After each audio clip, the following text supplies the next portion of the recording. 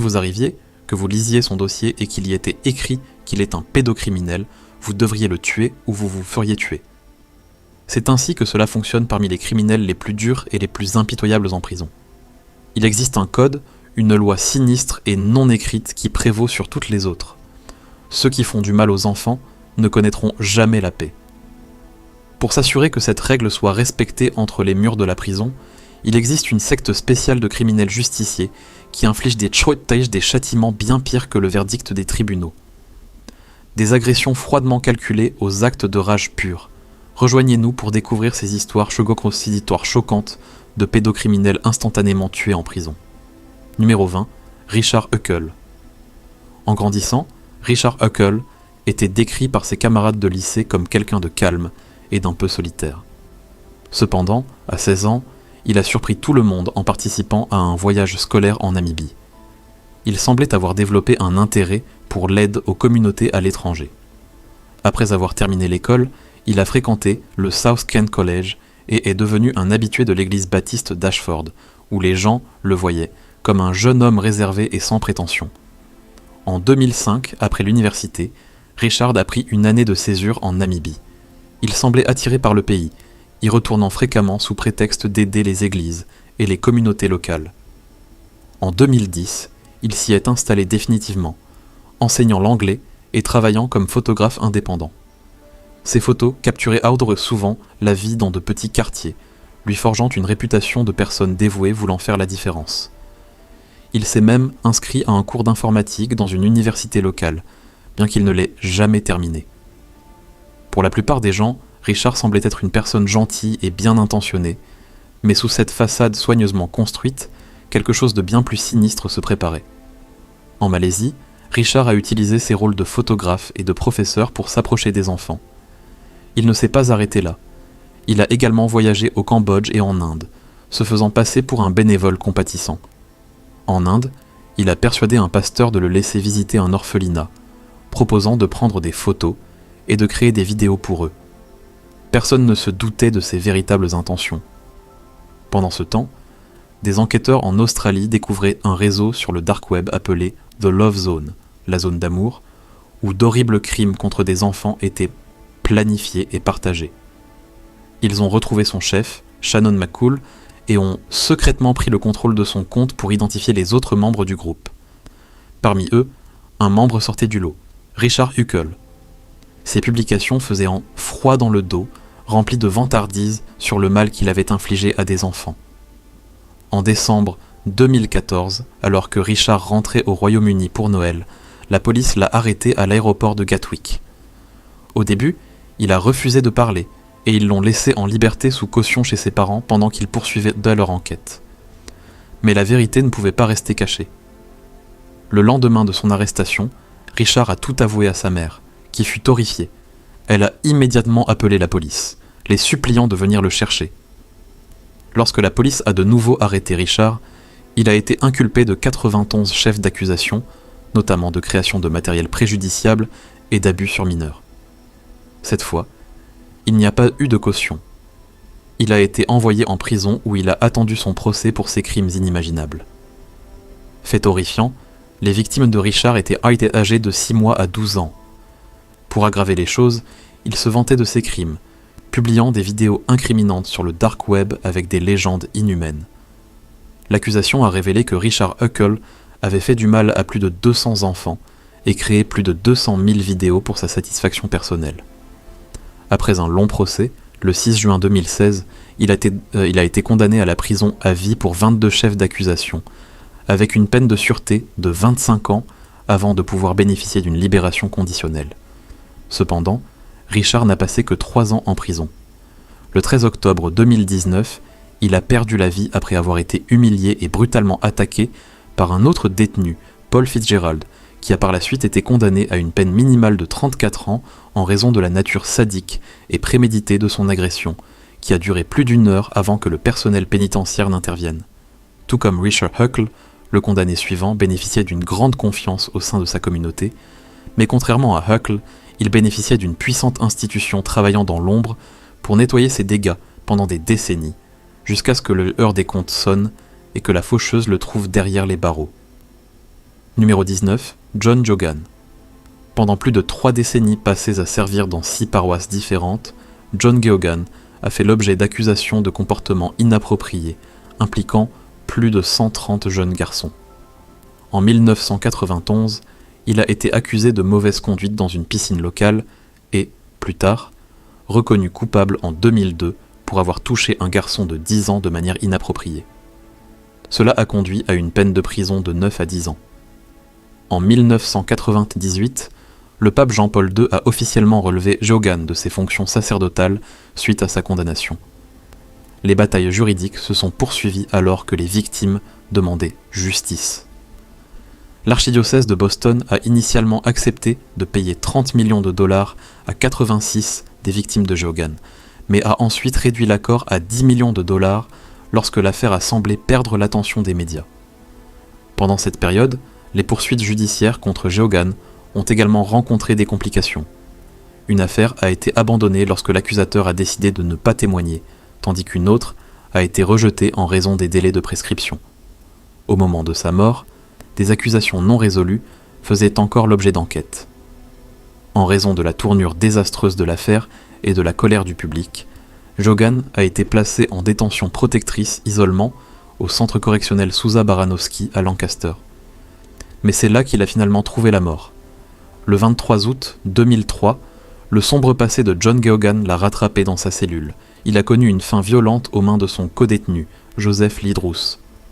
Druce, qui purgeait déjà une peine de prison à vie sans possibilité de libération conditionnelle pour avoir tué un homme qui lui aurait fait des avances inappropriées, voyait Geoghan comme sa cible ultime. Druce a déclaré aux autorités que ses actions étaient les siennes, sans influence ni coercition de quiconque. Selon lui, dès l'instant où Druce est entré dans la prison, il avait marqué Geoghan comme son prix. Il a révélé que son profond ressentiment découlait de ses propres expériences traumatisantes d'enfance, y compris des abus dans un pensionnat. Druce estimait qu'il était de son devoir de faire payer les agresseurs d'enfants.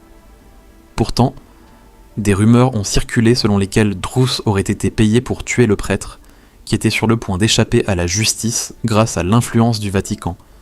Une théorie qui reste non prouvée. Le 25 janvier 2006, un jury de Worcester a rejeté la défense de Druce fondée sur l'aliénation mentale et l'a reconnu coupable du meurtre de Geoghan. Sa punition fut une 2e peine de prison à vie sans possibilité de libération conditionnelle. Quant à Geoghan, il a été enterré le 28 août 2003 au cimetière de Hollywood à Brookline, dans le Massachusetts. Un enterrement controversé pour un homme dont les crimes ont laissé un héritage de douleur. Contrairement à Druce, qui avait méticuleusement planifié son crime, le prochain justicier des prisons a lutté contre son instinct d'intervenir, jusqu'à ce que le poids des actes odieux du pédocriminel ne lui laisse d'autre choix. Numéro 18, Theodore Dyer. En 2014, un homme du nom de Steven Sanderson, qui purgeait déjà une peine de prison à vie, a choqué le monde par ses actes derrière les barreaux. Sanderson était en prison depuis 1991 pour un crime terrible, avoir pris la vie de sa petite amie. Sa punition était sévère, la prison à vie sans aucune chance de liberté. Pendant des années, il a vécu discrètement, acceptant son sort, mais tout a changé lorsqu'il a croisé la route de Theodore Dyer. Les crimes de Dyer étaient si troublants que même les détenus les plus durs ne pouvaient pas maintes fois le supporter. Il avait abusé d'un enfant de 9 ans, et dans la hiérarchie carcérale, cela faisait de lui la lie de l'humanité. Pire encore, Dyer ne semblait pas désolé. Jour après jour, il se vantait de la façon dont il avait agressé le mineur, justifiant ses actes sans aucun remords. Sanderson a essayé de l'ignorer, mais ses discours constants le rongeaient. Chaque mot résonnait comme un poignard, chaque commentaire arrogant alimentant une tempête en lui. La tension entre les deux hommes s'est accrue et quelque chose de sombre a commencé à grandir en Sanderson. Le 2 octobre 2014, cette tempête a fini par éclater. Tôt le matin, alors que la prison dormait, Sanderson est passé à l'action. Il a attendu le moment parfait, puis a utilisé un lacet pour mettre fin au jour de Dyer dans leur cellule commune. Quand ce fut terminé, Sanderson n'a pas essayé de cacher ce qu'il avait fait. Il s'est calmement dirigé vers un gardien et a avoué. La nouvelle s'est répandue rapidement, déclenchant des débats sur la justice, la moralité et la vie en prison. Pour Sanderson, il était clair qu'il avait atteint son point de rupture. tout comme le justicier suivant qui a rendu sa propre forme de justice, laissant 2 détenus face à leur jugement final. Numéro 17. David Bobb et Graham DeLuise Conti. Jonathan Watson, un homme purgeant une peine de prison à vie pour meurtre, a avoué en 2020 avoir ôté la vie à 2 autres détenus dans une prison de Californie. Dans une lettre, il a avoué avoir attaqué ces hommes, tous 2 condamnés pour des crimes contre des enfants, et a expliqué ce qui l'avait poussé à agir. Watson a expliqué qu'il avait été transféré dans un établissement de sécurité inférieur, ce qui lui permettait de vivre dans un dortoir au lieu d'une cellule privée. Il a qualifié ce transfert d'erreur, d'autant plus après qu'un des détenus, qu'il a identifié comme pédocriminel numéro 1, a emménagé dans sa zone de vie. Selon Watson, cet individu regardait ouvertement des émissions pour enfants, ce que Watson considérait comme une provocation. Incapable d'ignorer la situation, Watson a décidé d'agir. Il aurait demandé au personnel pénitentiaire de le renvoyer dans son ancienne unité de haute sécurité, mais sa demande a été rejetée. Le lendemain, Watson a affirmé que le même détenu avait recommencé à regarder la même émission, ce qui l'a poussé à passer à l'acte. À l'aide d'une canne, Watson a attaqué l'homme. Alors qu'il allait se rendre à un gardien, Watson a déclaré avoir croisé un autre détenu qui était un trafiquant d'enfants condamné. Pensant que c'était la chose à faire, Watson l'a également attaqué. La prison a confirmé par la suite la mort de 2 détenus, David Bobb et Graham DeLuise Conti, tous 2 purgeant des peines de prison à vie pour des crimes graves contre des enfants. Watson a depuis été placé à l'isolement et l'affaire est en cours d'enquête. Dans sa lettre, Watson n'a exprimé aucun regret pour ses actes. Il a expliqué qu'il sentait qu'il n'avait rien à perdre et considérait ses actions comme un moyen de protéger les autres du danger. Watson a même déclaré qu'il était prêt à plaider coupable pour ces meurtres. L'incident a suscité l'indignation quant à la sécurité dans les prisons et à la décision de baisser le niveau de classification de sécurité de Watson. Alors que les enquêtes se poursuivent sans qu'aucune inculpation n'ait été annoncée, une nouvelle affaire a suscité des critiques encore plus féroces à l'encontre du système. Numéro 16, Mark Squires. À la prison d'État de San Quentin dans le comté de Marin, un détenu de 70 ans nommé Mark Squires a été retrouvé mort dans sa cellule le 18 septembre 2024. Les autorités traitent l'affaire comme un homicide potentiel et enquêtent d'accroître sur ce qui s'est passé. Squires purgeait une peine de prison à vie pour avoir fait du mal à un enfant de nombreuses années auparavant. Il était en prison depuis 24 ans. Le jour de l'incident, le personnel pénitentiaire a répondu à une alarme et s'est rendu dans la cellule partagée par Squires et son codétenu de 36 ans, Gustavo Lopez. À leur arrivée, ils ont trouvé Squires inconscient. Malgré les efforts pour le secourir, il est décédé peu de temps après. Suite à l'incident, Lopez a été transféré dans une zone sécurisée, pendant que les enquêteurs tentent actuellement de découvrir les détails de ce qui s'est passé. Des responsables de la prison, le bureau du procureur local et le médecin légiste sont tous impliqués dans l'enquête.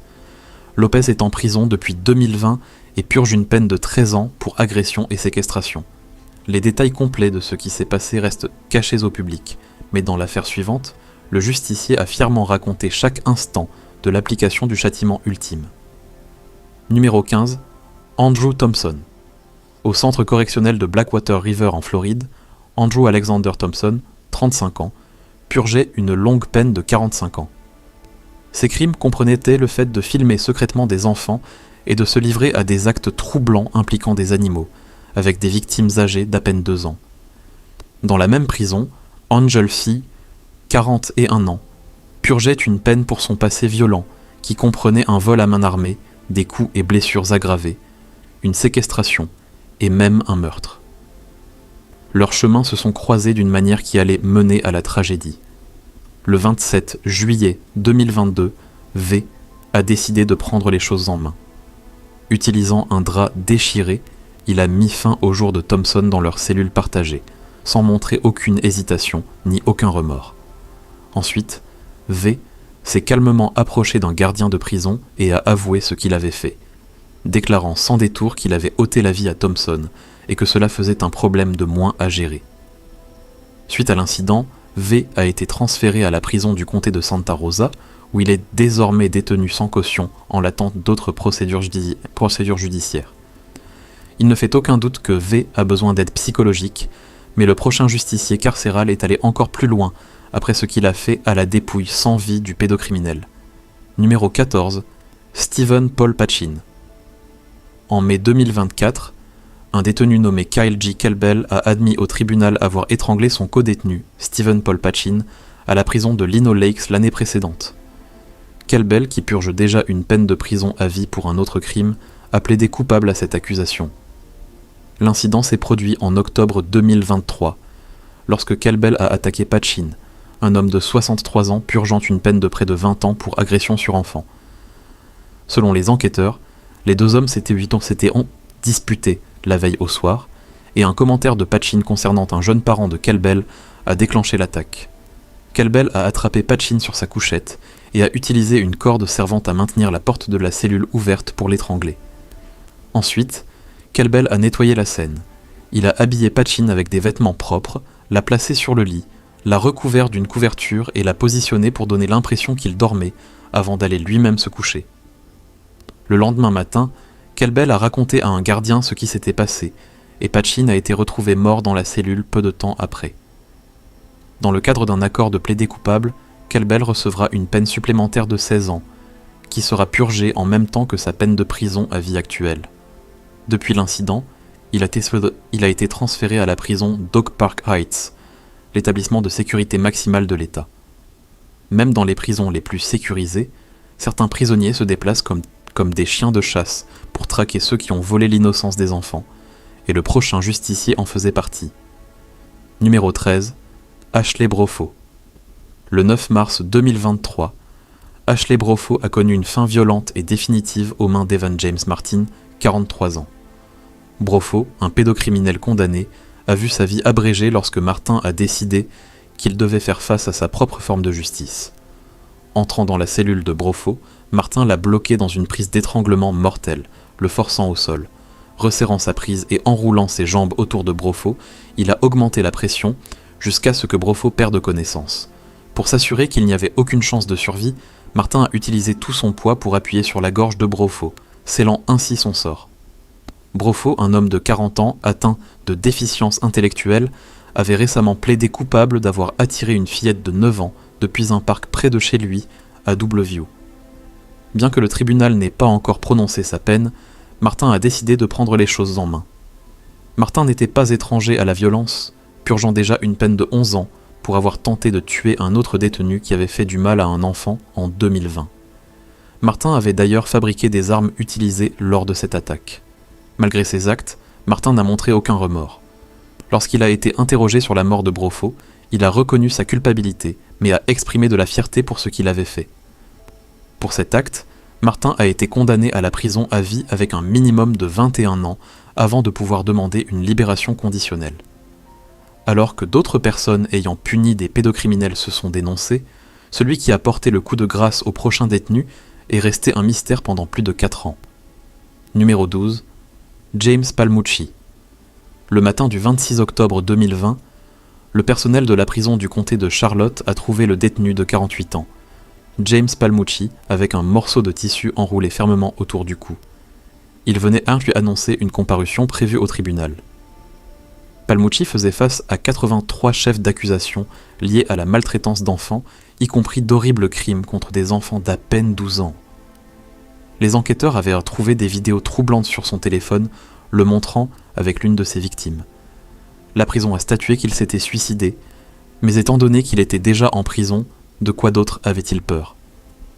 Eh bien, les directeurs de prison se sont montrés sceptiques quant à son décès, craignant probablement les réactions négatives qu'il recevrait s'il s'agissait d'un cas de violence en prison, et cela a amené beaucoup à croire que quelqu'un avait fait justice lui-même.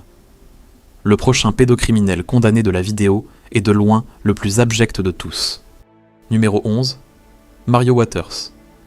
Cet homme originaire de l'Arkansas, qui avait été condamné à la prison à vie pour son rôle dans le trafic d'une enfant de 6 ans, est décédé après avoir été attaqué par un détenu non identifié. Mario Waters, 35 ans, a été retrouvé inconscient dans une prison fédérale de haute sécurité à Terre Haute, dans l'Indiana. Malgré les efforts pour le sauver, il a ensuite été déclaré mort dans un hôpital local. Waters, purgeait sa peine depuis avril 2023. Il avait admis son implication dans un crime où il avait blessé une petite fille et faisait partie d'un groupe qui l'avait trafiqué. En 2018, la fillette avait dû aller à l'hôpital présentant des signes de plusieurs MST, qui ont ensuite été liés aux abus. Par la suite, la fillette a dit aux enquêteurs que Waters était l'une des personnes qui avait blessée et l'a décrit rencontrant un autre homme, DeMarcus George, dans un hôtel où les abus ont eu lieu. Tout comme personne ne savait ce que la pauvre fille avait enduré pendant des années, personne, pas même les directeurs de prison, ne pouvait prédire comment ni quand le châtiment frapperait les pires criminels. Et le cas suivant en est un exemple glaçant. Numéro 10, David Kever. En 2021, un juge de Floride a condamné un homme de 44 ans à la prison à vie pour avoir sauvagement attaqué son codétenu de 78 ans, David Kever, un pédocriminel condamné, en lui écrasant la gorge lors d'une agression brutale. Ces événements glaçants se sont déroulés dans la nuit du 1er juillet 2019 au centre correctionnel de Santa Rosa. Lors d'un contrôle de routine à minuit, des gardiens ont trouvé Kever sans vie sur le sol de la cellule. Seulement 30 minutes plus tôt, tout semblait normal, les deux détenus paraissant en bonne santé. Mais à minuit, la scène avait tourné au cauchemar. Lorsque les agents sont retournés dans la cellule, ils ont découvert Kuras, le plus jeune détenu, debout près de la porte, calme et immobile. Le faisceau d'une lampe de poche a révélé Kever étalé sur le sol, inconscient. Craignant le pire, Kever a été rapidement transporté à l'unité médicale de la prison, où les médecins ont confirmé son décès. Une autopsie a révélé l'ampleur horrifiante de la violence.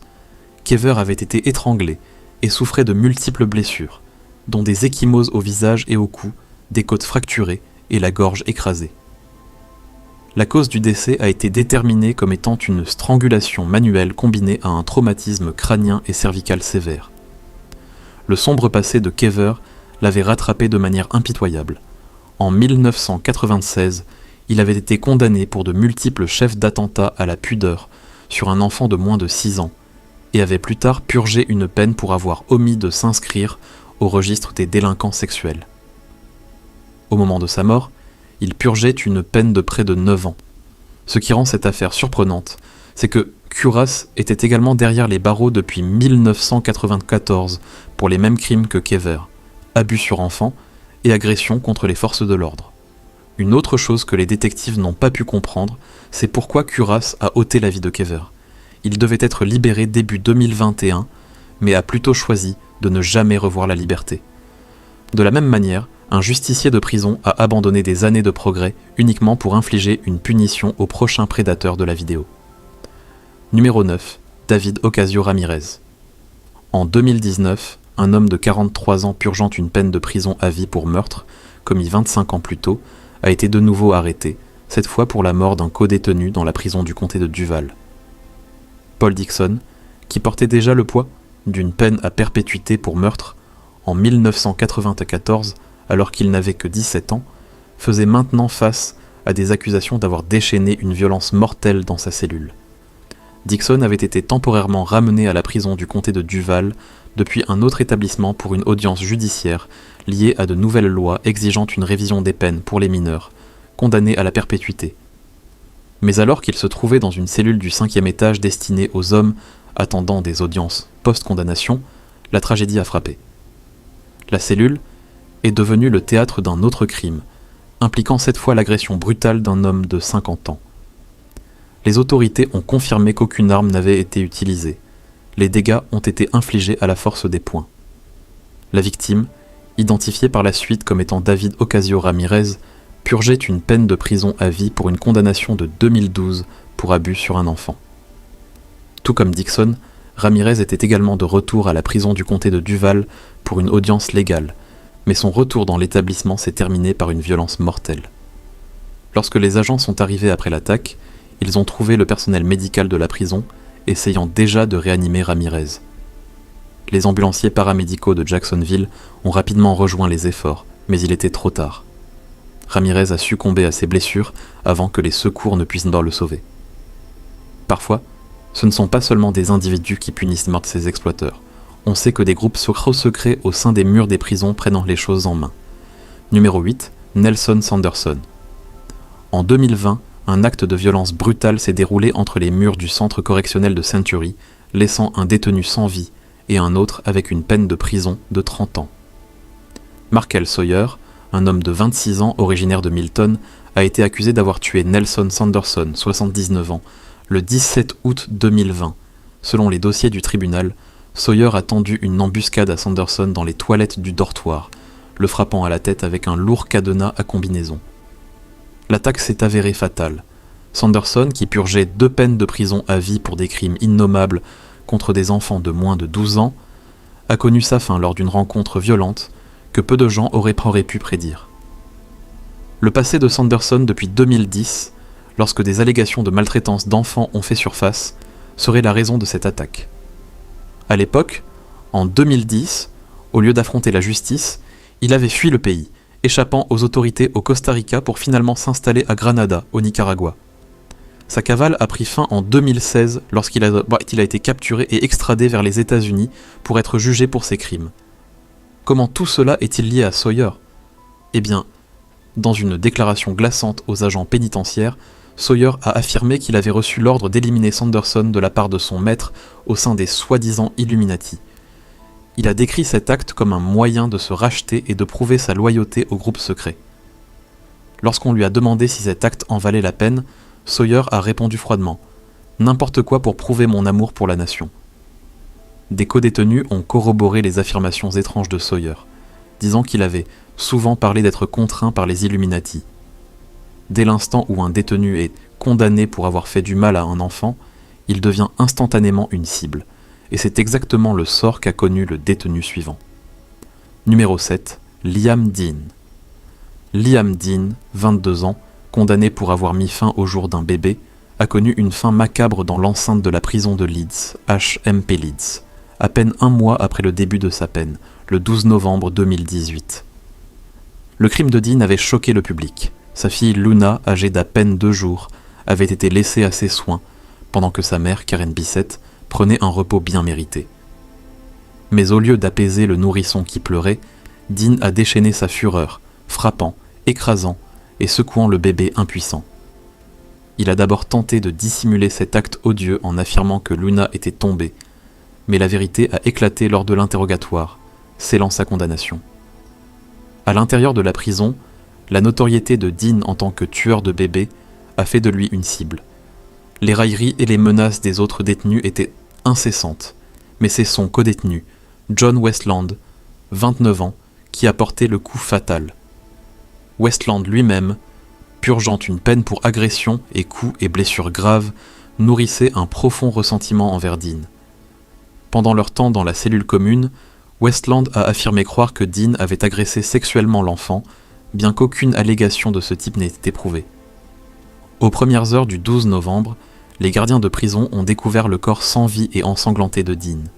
La scène était brutale. Des éclats d'une bouteille d'après-rasage cassée étaient éparpillés sur une chaise près du lit superposée, portant les empreintes digitales de Westland. Les blessures de Dean montraient donc des signes d'asphyxie causés par une pression sur sa tête et son visage, ainsi que des blessures infligées par l'arme en verre. Lors du procès devant la Crown Court de Leeds, Westland a admis avoir attaqué Dean, mais a affirmé qu'il était poussé par un mélange de rage et de dégoût. Il a déclaré au jury que Dean était noyé sous les dettes financières envers d'autres prisonniers et qu'il était constamment tourmenté par des détenus le traitant de tueur de bébés. Le jury a déclaré Westland coupable de meurtre, le condamnant à un minimum de 19 ans derrière les barreaux. De nombreux prédateurs croyant avoir échappé à la justice pour leurs crimes contre des mineurs.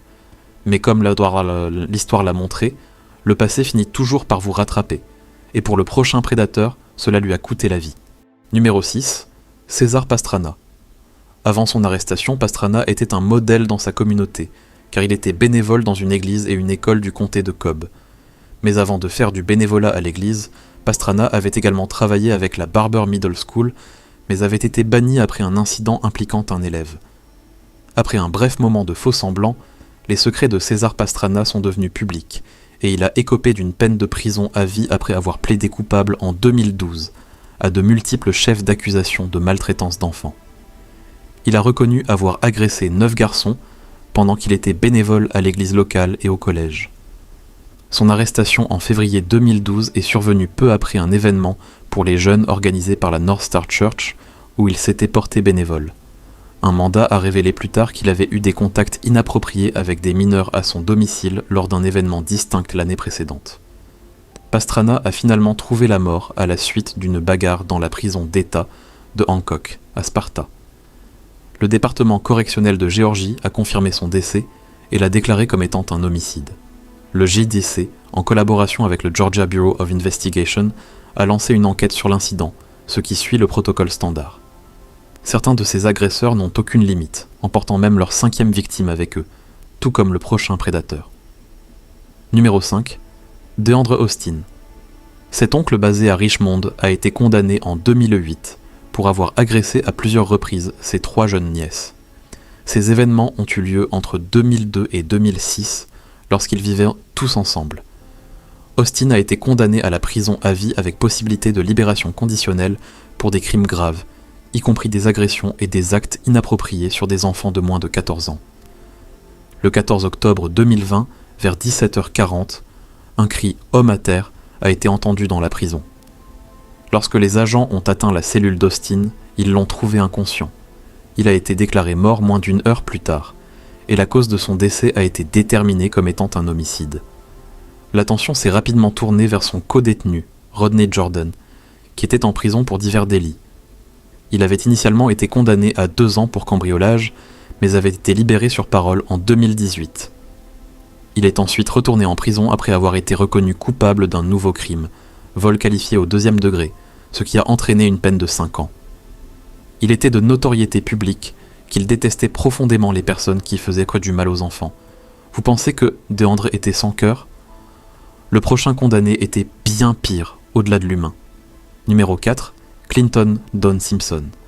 Autrefois prédicateur de confiance à l'église du Christ de Haslett et propriétaire du Mr. Don's Whistle Stop, Clinton Don Simpson faisait fonctionner un train miniature dans son jardin jusqu'à ce que la loi le rattrape. Il a fait face à des accusations pour 10 chefs d'agression aggravés sur enfants, un chef d'abus continu d'un enfant de moins de 14 ans et 2 chefs d'attentat à la pudeur par attouchement. Une 12aine d'enfants se sont manifestés avec des accusations contre lui. L'enquête a commencé lorsque les parents d'une petite fille de 3 ans ont signalé que Simpson avait agressé leur fille alors qu'elle montait dans le train lors d'une fête d'anniversaire.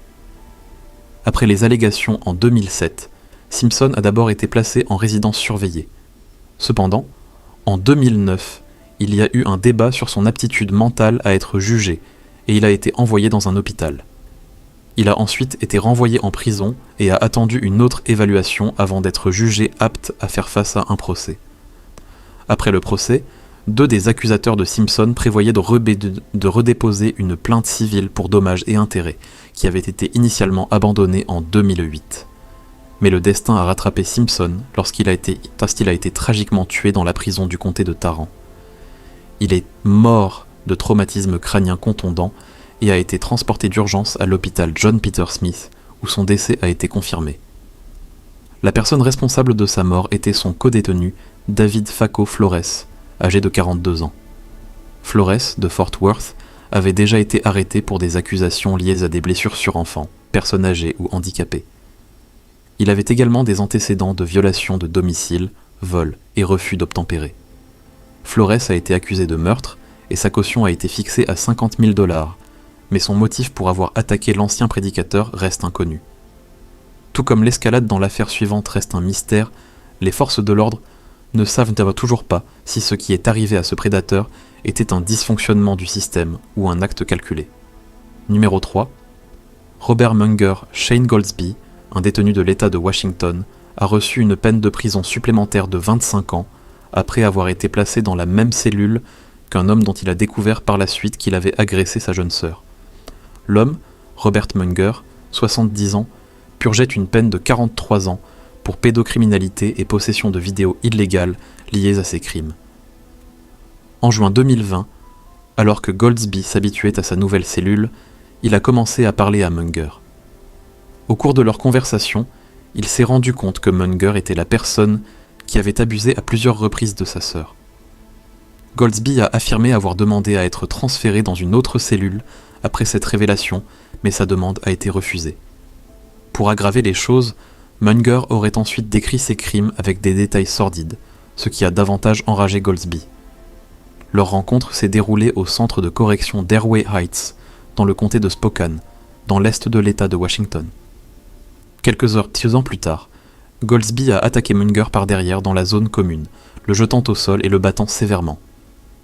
Munger a succombé à ses blessures quelques jours plus tard à l'hôpital. Goldsby a plaidé coupable de l'agression et a été condamné à près de 25 années de prison supplémentaire. Dans une interview avec KHQ, il a exprimé sa conviction que les agents pénitentiaires l'avaient intentionnellement placé dans la cellule avec Munger en guise de représailles. Goldsby a affirmé que ses actions passées, notamment le fait d'avoir entraîné la police dans une course-poursuite à grande vitesse en 2017 qui avait blessé un policier de l'État, avaient humilié les forces de l'ordre. Cependant, une enquête de la patrouille de l'État de Washington n'a trouvé aucune preuve que le personnel pénitentiaire était au courant du lien entre Goldsby et Munger. Le rapport a expliqué que Goldsby et sa sœur avaient des noms de famille différents et qu'il n'y avait aucune trace de lui demandant un transfert de cellules. Un autre détenu, Randy Robinson, a même dit aux enquêteurs que Goldsby et Munger semblaient bien s'entendre au début, discutant de sujets comme la mère de Goldsby d'une manière apparemment amicale. Munger est le prochain condamné par leurs actes et leur nature impénitente ont laissé beaucoup de gens se demander s'ils méritaient vraiment le sort qui les a trouvés. Numéro 2. Anthony Palmer. Condamné pour la mort tragique d'une fillette de 8 ans, Anthony Palmer a été retrouvé mort dans sa cellule de prison de l'Oklahoma le 11 janvier 2019. Les autorités ont rapporté que l'homme de 59 ans était mort par strangulation et d'un traumatisme crânien contondant. Selon le bureau du médecin légiste de l'État, Palmer purgeait sa peine au pénitencier d'État de l'Oklahoma à McAlester depuis un peu plus d'1 an. Les enquêteurs soupçonnent son codétenu, qui purgeait également une peine pour un crime similaire, d'être potentiellement responsable de l'attaque. Les responsables pensent que les actions passées de Palmer ont fait de lui une cible parmi les détenus. La victime de Palmer, Kirsten Hatfield, âgée de 8 ans, avait disparu de sa maison de Midwest City en mai 1997. Malgré des recherches approfondies, son corps n'a jamais été retrouvé. L'affaire n'a pas été résolue pendant près de 2 décennies, jusqu'à ce que des preuves ADN provenant de sang près de la fenêtre de sa chambre et de ses sous-vêtements découverts dans le jardin ne correspondent à Palmer. Il vivait à 2 portes de la famille à l'époque. Palmer a été condamné en 2017, mais n'a jamais révélé l'emplacement des restes de Kirsten. Les autorités espéraient interroger Palmer plus tard cette année-là, croyant qu'il pourrait révéler où le corps de Kirsten était caché. Ils espéraient en vain peu qu'il ferait preuve d'un moment de remords ou qu'il changerait d'avis, mais sa mort a désormais fermé cette porte. La mère de Kirsten, Shannon Hazen, a partagé ses pensées après la mort de Palmer, disant qu'elle n'était ni soulagée ni en train de célébrer. Elle a exprimé sa tristesse de ne jamais obtenir de réponse sur ce qui est réellement arrivé à sa fille, ou de savoir où elle reposait. Tout comme l'affaire Hazen, la suivante pourrait ne jamais trouver de conclusion. Des forces puissantes travaillent sans relâche pour l'enterrer en raison de sa controverse explosive. Numéro 1. Jeffrey Epstein. Ce nom est largement reconnu et n'a guère besoin d'être présenté. Connu pour ses crimes impliquant des mineurs, il a été accusé de diriger un réseau de trafic sexuel de 2002 à 2005. Les crimes d'Epstein impliquaient l'exploitation de jeunes filles, certaines âgées d'à peine 14 ans, et de les utiliser pour en recruter d'autres. Ces actes l'ont finalement rattrapé en 2019, lorsqu'il a été arrêté le 6 juillet pour des accusations fédérales en Floride et à New York. S'il était reconnu coupable, Epstein risquait une peine maximale de 45 ans de prison.